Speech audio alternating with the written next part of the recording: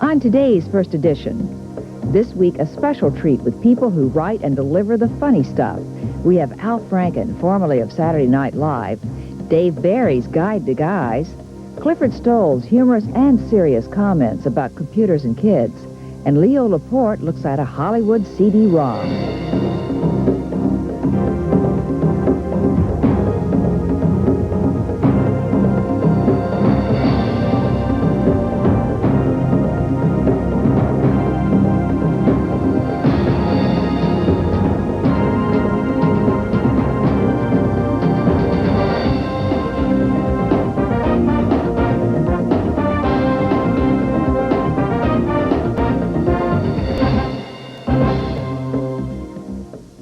Major funding provided by Barnes & Noble booksellers.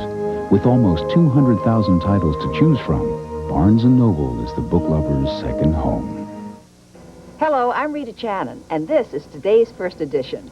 This week, we look at books and authors who have brought a smile to our faces. Leo Laporte, Clifford Stoll, and Dave Barry will be along shortly. Here we are at the Punchline, a comedy club in San Francisco. And you might know our guest from his appearances on Saturday Night Live or from his irreverent book, Rush Limbaugh is a Big Fat Idiot, which is not only about Rush Limbaugh. Franken takes on just about everybody. And now, welcome to today's first edition, Al Franken.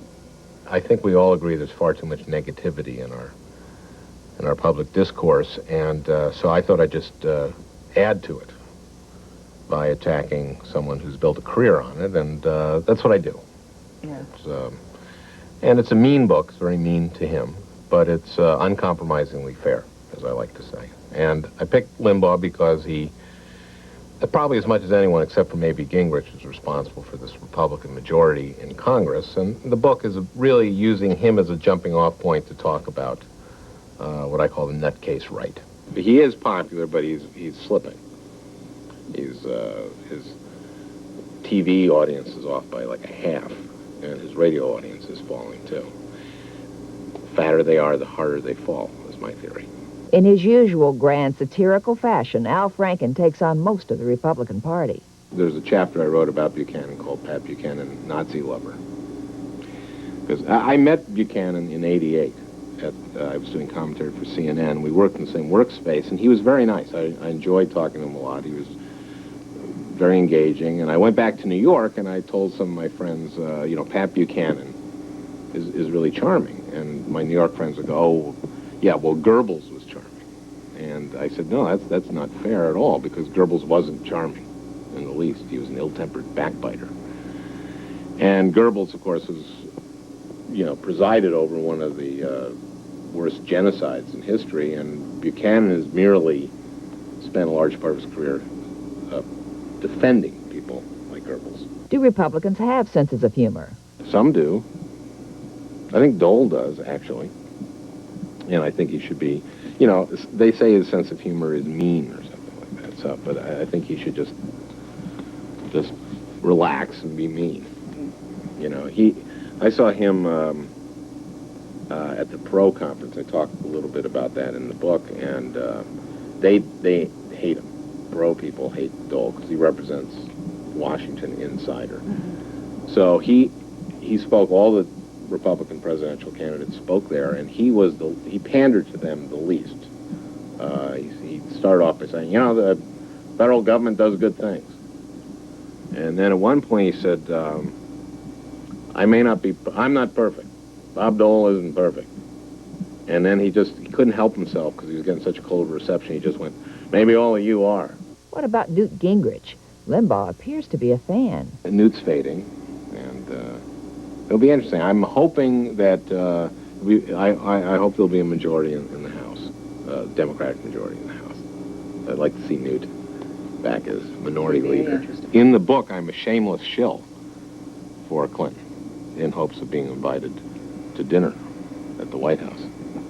But no, I think he's a very good president. I think he's made some mistakes. But I think he's hitting his stride, and he's going to get better. But you don't know. You don't know what's going to happen before November.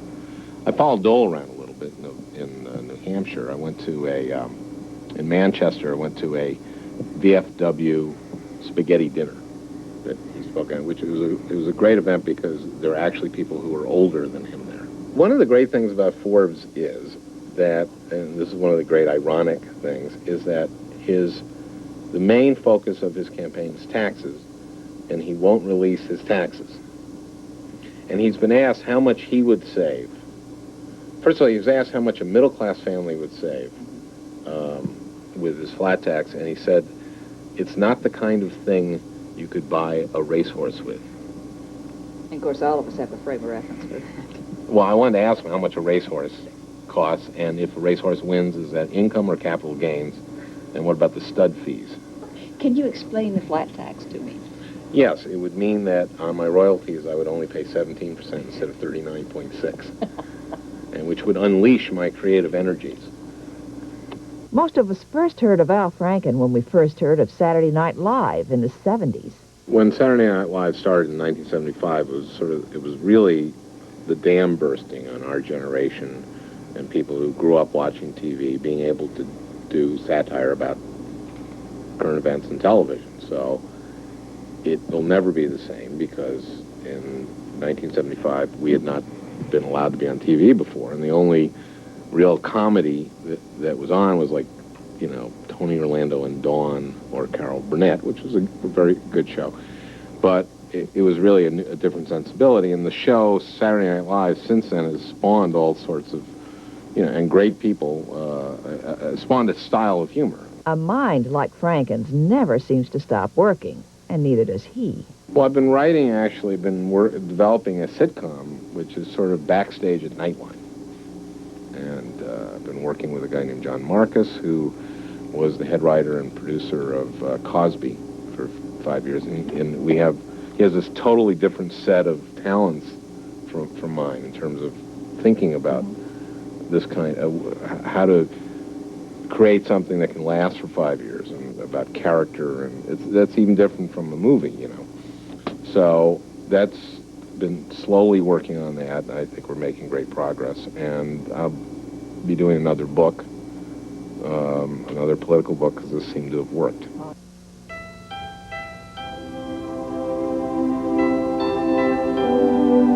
Nominated for 5 Academy Awards, Il Postino is the focus of this week's Hot Covers. Based on the story by Massimo Troisi, Il Postino tells the story of a postman in a small Italian town, the beautiful woman he longs for, and the poet who brings them both together. It happens that I am tired of being a man. It happens that I go into the tailor shops and the movies all shriveled up, impenetrable like a felt swan navigating on a water of origin and ash. The smell of barbershops makes me sob out loud. Featured in the film is the poetry of Pablo Neruda. This Chilean poet's work has been revered by many for several years. Recently, several stars came together to pay tribute to him and his work. Today I stretched out next to a pure young woman, as if at the shore of a wide ocean, as if at the center of a burning star of slow space. Il Postino will be out on video later this year. In the meanwhile, you might want to pick up one of several books available of the poetry of Pablo Neruda. He has a television show based on his life, Dave's World, a regular column in Miami and elsewhere, and still had time to write a huge bestseller last year. Dave Barry has to be one of the funniest men on the planet. His sense of humor gives us a unique way to look at the ordinary. I was on a Letterman show to set fire to a pair of underpants with a Barbie doll. True story. Dave, what is the concept behind Guide to Guys? During the kind of the height of the men's movement, when there were all these men running around, getting in touch with their inner men, their deep-rooted feelings, and it just didn't seem at all like anybody I knew in the guy department. So I decided to write about it. Guys, who are kind of the real-life version of men. Men being like what you see in movies, guys being like what you end up knowing. A man would be Christopher Columbus, and sailing the ship, trying to get to the New World and something. And a guy would be standing in the back, seeing how far he could spit off the back of the thing. There you would have the yin and the yang of it. There's one. Okay, can you toss that up here? Your name, sir, is what? Ron. Ron, it's none of our business why you're carrying a Barbie doll. Okay? How did you do your research on it? I didn't. I I'm a guy, and I've always been a guy all my entire life. And guys are jerks. That's your feeling? He believes that little boys are born to guyness. The little boys are actually classically guy, and they just get older and older and learn to camouflage it better and better. And so instead of electric trains, they have the space program, but it's still essentially the same behavior mode, whereas women actually seem to mature. Actually, they seem pretty mature to me when they're little girls.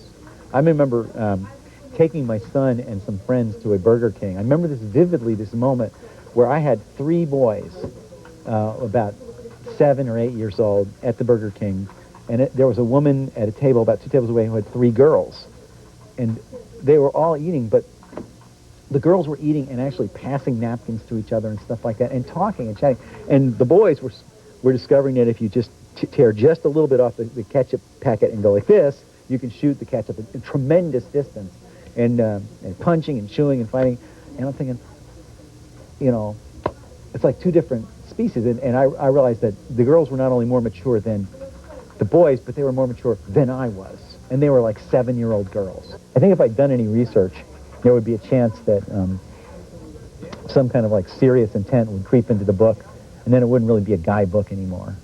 It would be dangerously close to useful. If you spray hairspray on the underpants and then spark Barbie across there, the underpants will burst dramatically into flame, at which point, if you're me, your neighbors will see the fire, and they'll come trotting over, and if you think it's easy to explain why, you're squatting in your driveway over a set of burning underpants, holding a Barbie doll in your hand.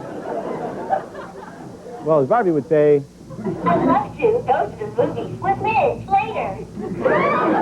Talk about guys in medical care.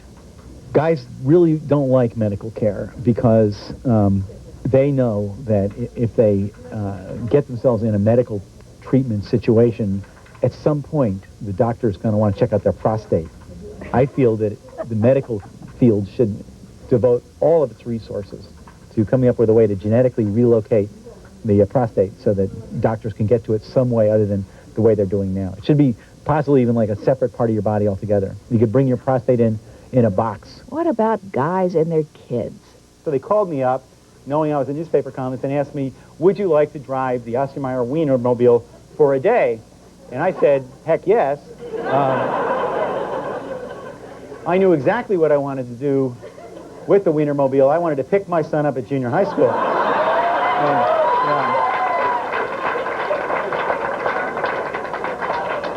Because there he is, he's in peer pressure hell. And so I will never forget the moment when I pulled up and there's you know, the moms in minivans basically lined up, a big long line, and there is the giant hot dog with a loudspeaker going, Rob Berry, please report to the Wienermobile.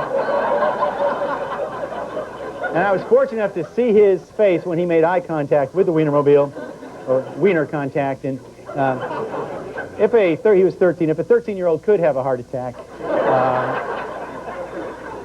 And I know what you're thinking, yes, but you scarred him psychologically for life, and I'm saying yes, maybe so, but it was worth it. One of the big differences between guys and women is that women think an enormous amount about relationships, and guys are very rarely even aware that they're in them. This chapter concerns a guy named Roger and a woman named Eileen, and they're in a car. And then one evening when they're driving home, a thought occurs to Elaine. And without really thinking, she says it aloud. Do you realize that as of tonight, we've been seeing each other for exactly 6 months? And then there's a silence in the car. This sets up this elaborate train of thought in her mind, typical woman train of thought about, you know, what does that mean, and are they committed to each other, and does she want to be committed, and does he want to be committed, and how do they feel about this, and does he feel too trapped, and does she feel too trapped, and she's completely wrapped up in it the way women do, and the guy's thinking, gosh, 6 months, I'm way overdue for an oil change here. You know? When Roger gets back to his place, he opens a bag of Doritos, turns on the TV, and immediately becomes deeply involved in a rerun of a tennis match between two Czechoslovakians he has never heard of. A tiny voice in the far recesses of his mind tells him that something major was going on back there in the car, but he's pretty sure there's no way he would ever understand what, and so he figures it's better if he doesn't think about it. Hi, how are you? I'm doing fine. I was going to ask you if guys come to book signings. They do. They usually don't buy books. They come to book signings because sometimes there's food. Well, isn't it somewhat out of character for a guy to write a book? No. I mean, guys frequently do things that kind of simulate actual human behavior. But, I mean, I want to, in my defense, it's not a very good book or thorough book or introspective book. Let's not be calling me names here. Yes, I wrote a book. I admit that. Okay? But it's not an important book. Okay, so It is for sale. Barry says his next book will be about computers. Nothing more yet, just computers. And that brings us to Clifford Stoll and his book, Silicon Snake Oil, coming up in just a minute. And now it's time to look back at 1995's best books, as listed in the Critics' Choice, a guide compiled by today's first edition and the San Francisco Review of Books. Later on in our broadcast, we'll show you how to order a copy of this literary guide.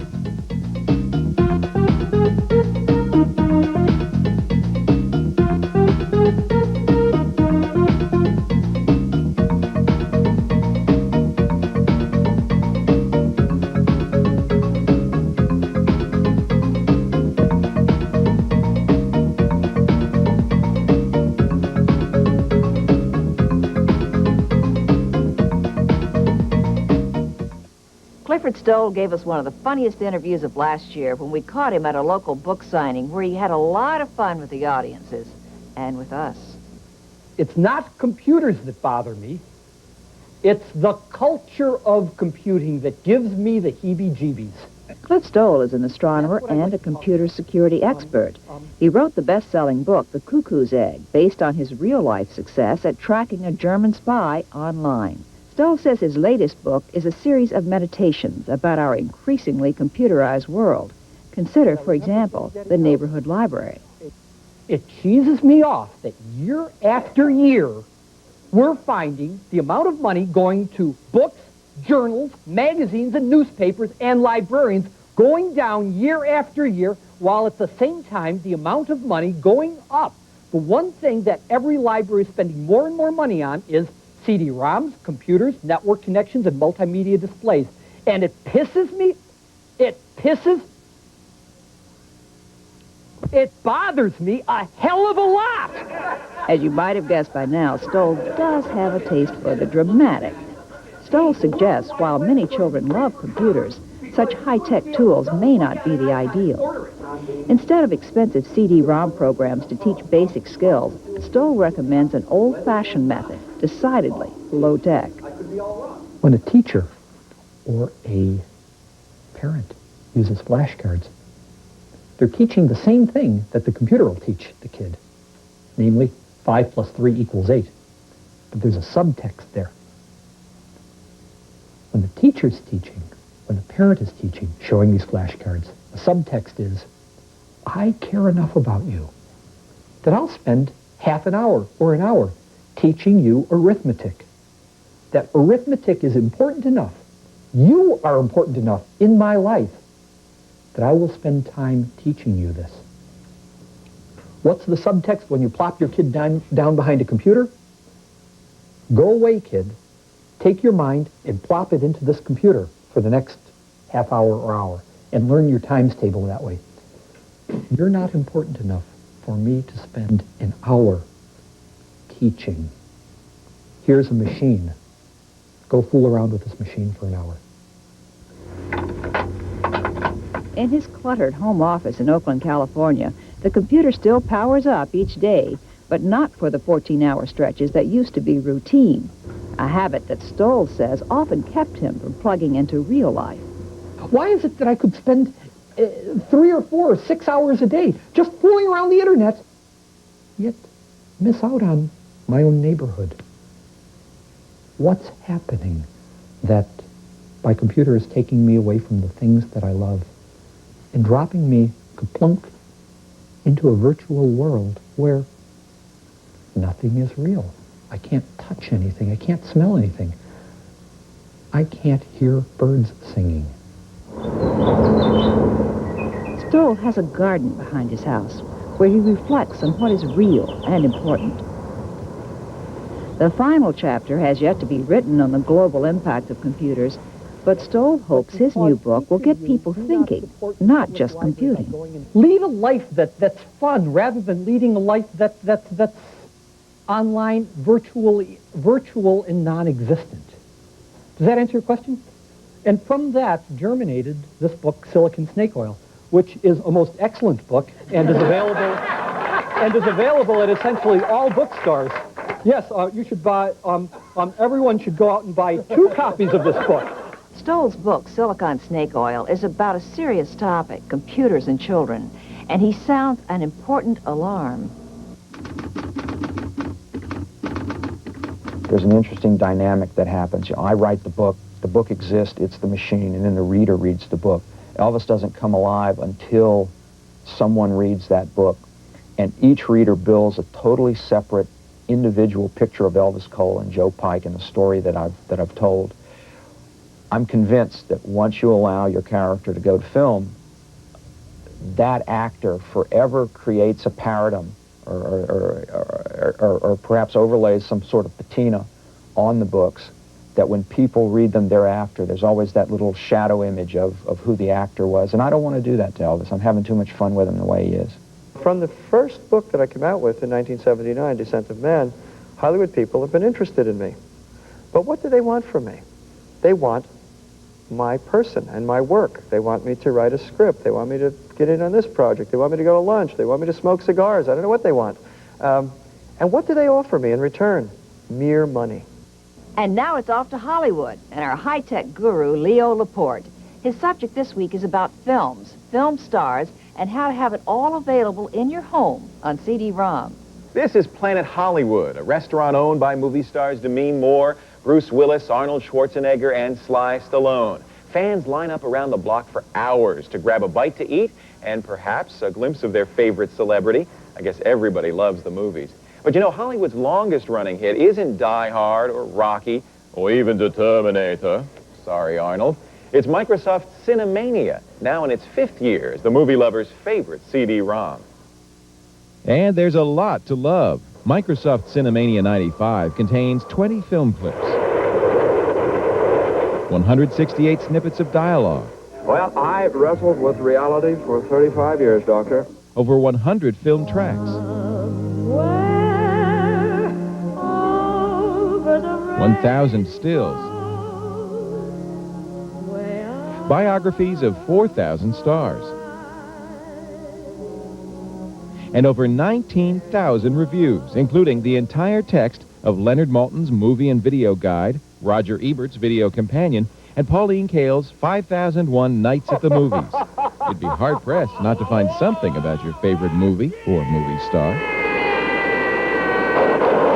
What's your favorite movie? Favorite movie? Yeah. 2001, Steven Seagal. What's your favorite movie? Star Wars.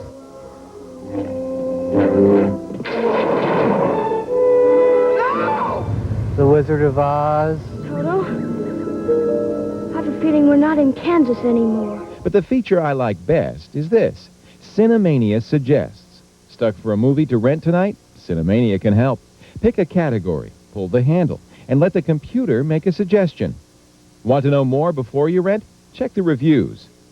Truth is, you might get so engrossed in Cinemania that you never make it to the movie store. There are only 20 movie clips in here, but the selection is great, from 1915's Birth of a Nation to The Godfather. Someday, and that day may never come, I'll call upon you to do a service for me. If you love movies, Microsoft Cinemania is the best CD-ROM going. I thought I told you never to play. Ah, boy, all this movie-going has really worked up an appetite. I think I'll have a Terminator, very rare, and a cup of pea soup on the side. They call that The Exorcist. For today's first edition, I'm Leo Laporte. Here's looking at you, kid.